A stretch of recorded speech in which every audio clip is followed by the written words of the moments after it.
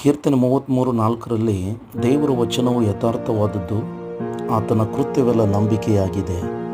8ನೇ ವಚನದಲ್ಲಿ ಭೂಲೋಕದವರೆಲ್ಲರೂ ದೇವರಿಗೆ ಭಯಪಡಲಿ, ಭೂನಿವಾಸಿಗಳೆಲ್ಲರೂ ಆತನಿಗೆ ಹೆದರಲಿ ಎಂಬುದಾಗಿ. ಹೌದು ಪ್ರೀತಿಯ ದೇವಜನರೇ,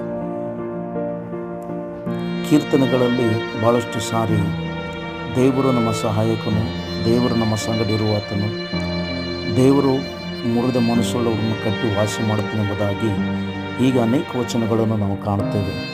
ಆದರೆ 34ನೇ ಕೀರ್ತನೆಗೆ ಬರುವಾಗ ಭಕ್ತನಾದಂಥ ದಾವೀದನು ಅಲ್ಲಿ ದೇವರು ನಮ್ಮ ಸಹಾಯಕನು ಎಂಬುದಾಗಿ ಆ ಕೀರ್ತನೆಯಲ್ಲಿ ಅನೇಕ ದೇವರ ಅದ್ಭುತಗಳನ್ನು, ಸೂಚಕ ಕಾರ್ಯಗಳನ್ನು ವರ್ಣಿಸ್ತಾ ಇದ್ದಾನೆ. ಅದಕ್ಕೆ ಹೇಳ್ತಾನೆ, ನಾನು ದೇವರನ್ನು ಎಡಬಿಡದೆ ಕೊಂಡಾಡುತ್ತೇನೆ, ಆತನ ಸ್ತೋತ್ರವು ಯಾವಾಗಲೂ ಬಾಯಲ್ಲಿರ್ತದೆ ಎಂಬುದಾಗಿ. ಅಂದರೆ ನಾವು ದೇವರನ್ನು ಎಡಬಿಡದೆ ಕೊಂಡಾಡುವಂಥವರಾಗಿರಬೇಕು. ಯಾವಾಗಲೂ ಆತನ ಸ್ತೋತ್ರವನ್ನು ನಾವೇನಂತಂದರೆ ಬಾಯಿಂದ ಅರಿಕೆ ಮಾಡಬೇಕು, ಆತನ ಹೆಸರನ್ನು ಘನಪಡಿಸಬೇಕು, ಆತನ ಸನ್ನಿಧಿಯಲ್ಲಿ ಹೆಚ್ಚಾಗಿ ಬೇಡಿಕೊಳ್ಳಬೇಕು, ಆತನನ್ನೇ ದೃಷ್ಟಿಸಬೇಕು. ಕಷ್ಟಗಳು ಬಂದಾಗ ದೇವರ ಸನ್ನಿಧಾನದಲ್ಲಿ ಮೊರೆ ಇಡಬೇಕು. ಆಗ ದೇವರು ಕೇಳಿ ಎಲ್ಲ ಸಮಸ್ಯೆಗಳಿಂದ ಬೆಳೆಸುವ ಆತನಾಗಿದ್ದಾನೆ. ದೇವರಲ್ಲಿ ಹೆಚ್ಚು ಭಯಭಕ್ತಿಯುಳ್ಳವರಾಗಿ ನಾವು ನಡೆದುಕೊಳ್ಳಬೇಕು. ಅಷ್ಟು ಮಾತ್ರವಲ್ಲದೆ ದೀನರನ್ನು ದೇವರು ಕನಿಕರಿಸುವ ಆತನಾಗಿದ್ದಾನೆ. ಆತನಲ್ಲಿ ಭಯಭಕ್ತಿಯುಳ್ಳವರಿಗೆ ಯಾವ ಕೊರತೆಯೂ ಕೂಡ ಇರುವುದಿಲ್ಲ ಎಂಬುದಾಗಿ ವಚನದ ಆಧಾರದ ಮೇರೆಗೆ ಅನೇಕ ವಿಷಯಗಳನ್ನು ನಾವು ಕಾಣುವಂಥವರಾಗಿದ್ದೇವೆ. ಅದಕ್ಕೆ ದೇವರ ಸನ್ನಿಧಿಯಲ್ಲಿ ಬೇಡಿಕೊಳ್ಳುವವರಿಗೆ ಯಾವ ಮೇಲಿಗೂ ಕಡಿಮೆ ಇಲ್ಲ ಎಂಬುದಾಗಿ.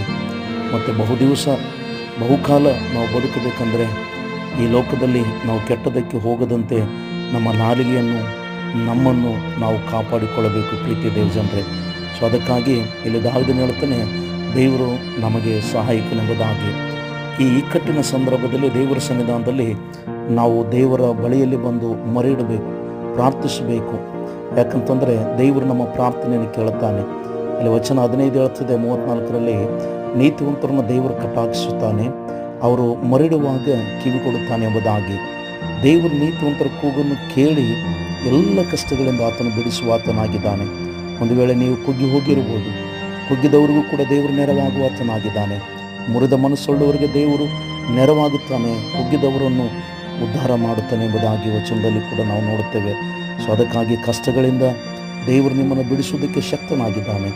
ಯಾಕಂದರೆ ನೀತಿವಂತನಿಗೆ ಸಂಭವಿಸುವ ಕಷ್ಟಗಳು ಅನೇಕವಿದ್ದರೂ ಕೂಡ ದೇವರು ಅವೆಲ್ಲವುಗಳಿಂದ ಬಿಡಿಸಿ ಕಾಪಾಡುತ್ತಾನೆ ಎಂಬುದಾಗಿ.